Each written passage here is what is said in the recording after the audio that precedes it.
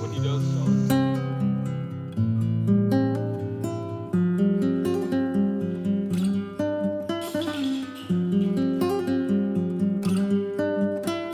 Summertime is winding down here on our homestead, and soon we'll be back into full routines and schedules. Through it all, I try to maintain some habits that help me take care of this place so it doesn't get out of control. We can get done the things that we need to get done. So today I'm going to take you around as I do my homemaking, a lot of repetitive things, making breakfast, drinking a cup of coffee in the morning, putting on some casual clothes to get my work done. These are things that happen all the time. There are things that constantly need our attention.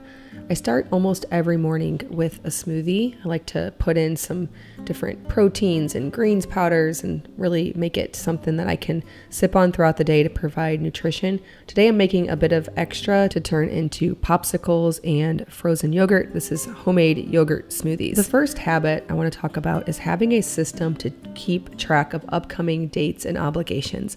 This was hard for me to get used to when I first became a homemaker because it's a constant thing that happens, whether you're on nursery at church or there's a baby shower coming up, co-op classes, birthday parties, potlucks. My kids have some upcoming classes, both that they're going to teach and that we're going to. There's just a lot to keep track of all the time. If you have sports and different clubs, a lot gets thrown into that as well. And I'm sure everyone has their own system for how they keep track of this.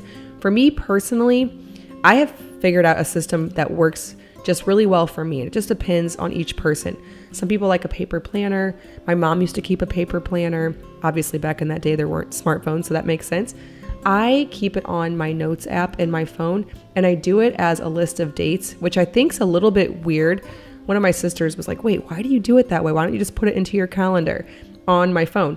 But for me, it's an extra step to go into the calendar. I can't see everything in the view that I want to. So I just have an ongoing list of dates. When I hear something new, I'll fit it in chronologically and I can just see all at once what's going on. When I hear a date, I instantly put it in there. If I don't do that, then I'm quickly overbooking myself and forgetting about important things. That was pretty long. Wow, you keep getting them. My next habit is to keep a planning routine for the things that you need to accomplish that are outside of the everyday homemaking rhythm. Now, I know that I'm starting with outside obligations, which might seem a little counterintuitive for homemaking habits, but I think what clutters up our brains as homemakers, what gets us stressed out, maybe makes us feel overwhelmed in our homemaking tasks, is feeling like we aren't keeping up with all the things that we need to keep up with. This could come down to just saying no to things and not overcommitting ourselves, but there are things that we're going to have to do outside of our homes that we'll have to keep up with. So I already talked about the dates and keeping them in a list. That's how I do it. But then actually figuring out how we're going to implement those things. So say on the list, it says, bring a family from church who just had a new baby a meal, and the date is September 17th. So what I will do is each week, usually on a Saturday or a Sunday, I will look at the dates that are in my upcoming week, and then I will break down what needs to happen on each day of the week in order to accomplish that thing. So I literally type out Monday dash, Tuesday dash, Wednesday dash for every day of the week and fill in the little things that have to happen for that thing. So if it's a Tuesday that I need to bring a meal, I might make a note of what I want to bring them. And then on Monday, get groceries, with a little list of what I need to get. If there's a birthday party on Saturday, I might find somewhere in the week where I'm going to be out and about and make a note on that date to go get the present.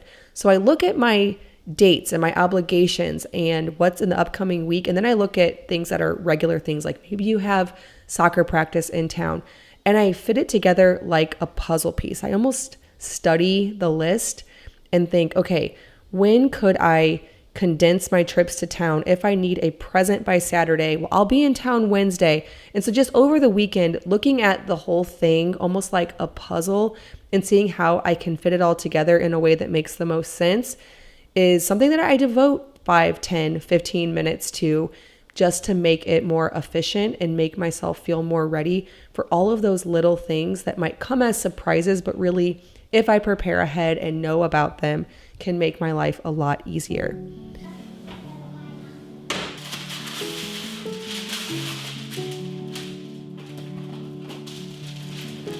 It's also important to establish a homemaking rhythm. Now, this doesn't have to look like things you might see on YouTube with a fancy morning routine where I wake up every day. When I wake up, I instantly, go into the kitchen and start this certain thing or smoothie or whatever it might be. We all have our own things, and it doesn't have to happen at an exact certain time of the day to be effective. I, for one, sit around in the morning for quite a while. I have not set an alarm clock for a long time, and when I have to, I really don't like it because, being up overnight with babies, having to put a time frame and a time crunch on my sleep is very difficult, and it even makes me more stressed out and sleep worse if I anticipate that. So anyways, it doesn't have to look like something super established if you don't have chore charts listing out each person's jobs on each day and what you do on each certain day. Like we wash windows on Mondays and floors on Tuesdays and laundry on this. If it doesn't look like that, don't worry, ours doesn't either. For me, it's just more of a routine and a flow and kind of just how we do things in our home. So for example, with laundry, we do it every single day. For the most part, put our laundry directly into the washer. When it fills up, we start it. When it's done, we put it into the dryer. Just anybody who walks into the laundry room can do that. We clean up after every single meal. We make sure dishes are all dried and put away. That's a team effort with the kids. We very much clean on the fly too. There's not a set cleaning day, but it's a thing that's always happening, and everyone in our family knows the flow. Of course, we have to remind kids to help. There are certain ones who are better about it and certain ones that we have to specifically give tasks to. But I like the idea of a homemaking routine over a rigid schedule. For us, this is just a lot more effective. The homemaker is also in charge of making meals and keeping to a grocery budget. This is another thing that I like to have more of a flow in the kitchen.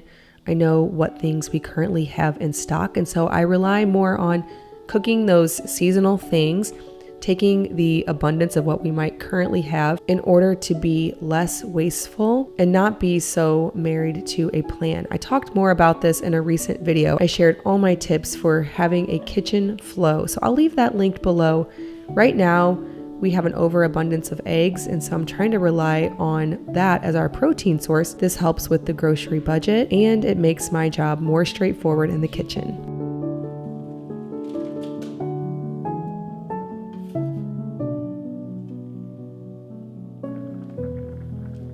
I had some dough I was photographing for the blog yesterday. It wasn't exactly bagel dough, but I'm turning them into mini bagels to go with our deviled eggs for lunch today. It is important for the homemaker to be frugal and resourceful. One way to make sure you're not overspending and being careful with your budget is getting a grip on monthly expenses. I want to say thank you to today's sponsor, Tello. Tello Mobile offers flexible and affordable phone plans with prices from $5 up to $25 a month. Customers get the same reliable 4G LTE or 5G coverage and features like free hotspot, international calls to 60 plus countries, eSIM, Wi-Fi calling. The best part is you don't have to buy months in advance to lock in a good price. Tello Mobile offers the flexibility to choose the plan that fits you the best every month, and you don't have to pay for more than you need. They offer great plans for everyone in the entire family. So if you have kids that you're leaving home, maybe if you're going on a date night or an outing, and you don't want to pay a high bill for something that you're only going to use very occasionally, for something that they can reach you when you're apart, Tello offers great flexibility for that situation. And then they also offer higher data plans for parents and older teenagers. You can mix and match minutes and data using Tello's Plan Builder to create a plan that fits your needs. Order online at tello.com. I will also leave a link down in the description box below. Again, thank you so much, Tello, for sponsoring today's video.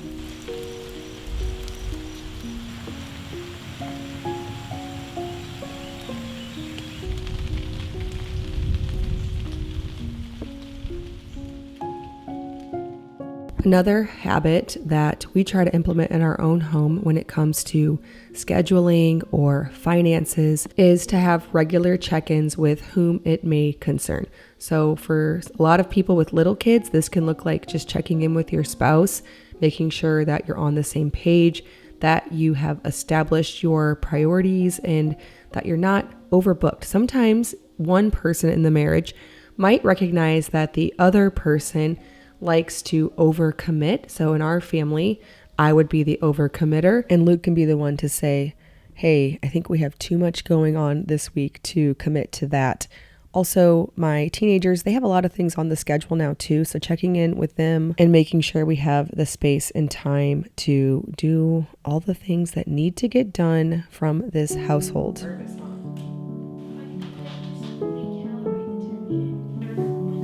I love repairing things and making things work for our household for as long as possible.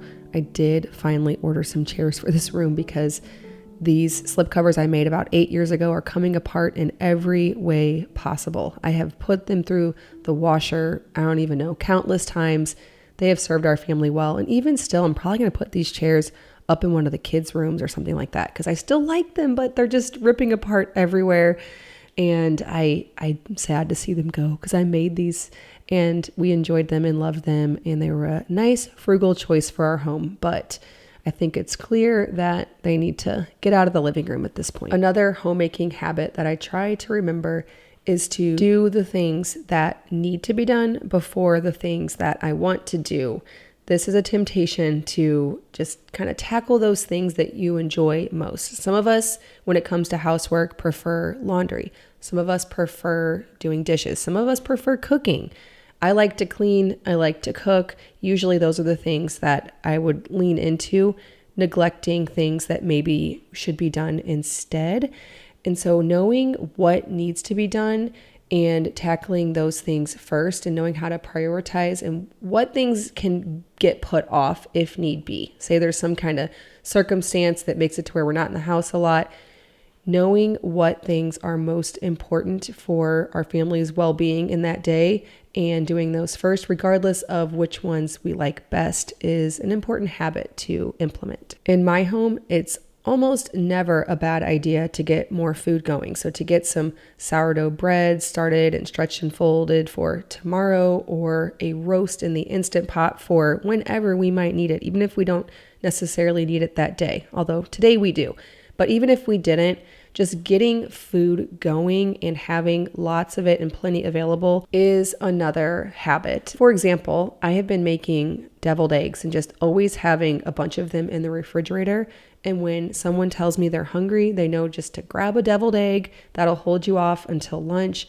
Having bread always going, having it in the fridge ready to bake at the very least, and staying in my kitchen flow so that we always have something to eat is a habit I have built up over the years. Something else that has really helped my homemaking is to learn to let go of some things that other people really seem to enjoy or that seem to be a priority for them. Just a silly little example would be a Shutterfly book. My sister makes one of these every year. She is so organized. Since they were married, every single year she has a book she can reference back when this child was this age.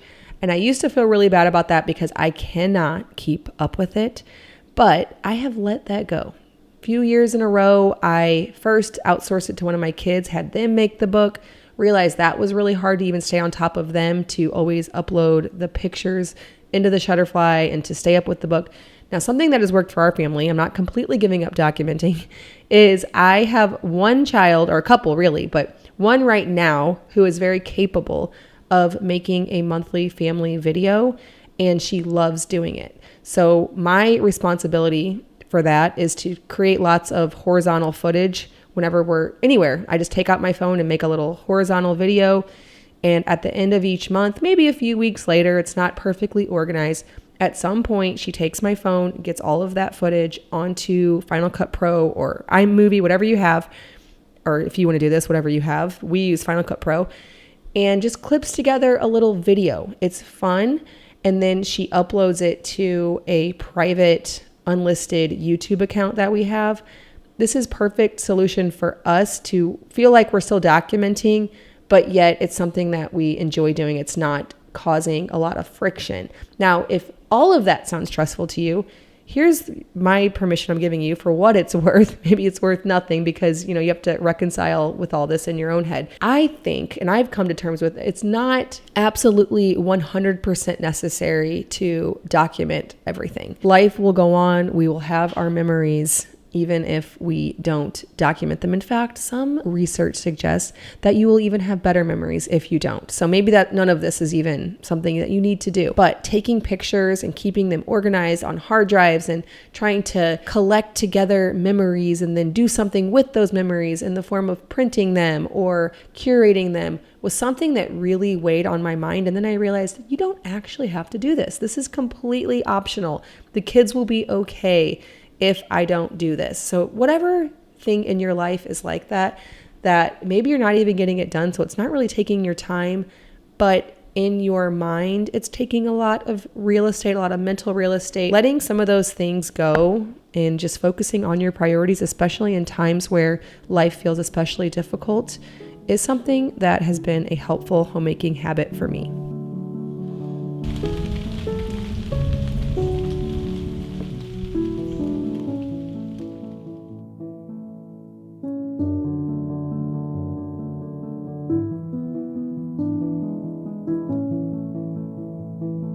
Of course, an emphasis on simple from scratch meals and learning the skills that make these things easy has been essential in running an effective household. For dinner, we're just doing fast and easy whole wheat tortillas. I got a brisket in the Instant Pot, seasoned that with some cumin and chili powder, salt, garlic powder. We have some guacamole, salsa, and I got some more sauerkraut going, which truly is as simple as cutting up cabbage, adding 1 tablespoon of salt per head of cabbage, submerging it below the brine with a weight and fermenting lid. That'll be ready in about a week. Simplifying meals, making the same things over and over again, but maybe with a bit of a seasonal twist, has really made my job in here so much easier. Well, I hope that you got something out of these homemaker habits. If you're brand new, I make videos like this every single week and would love if you'd hit that subscribe button. Thank you so much for stopping by our farmhouse.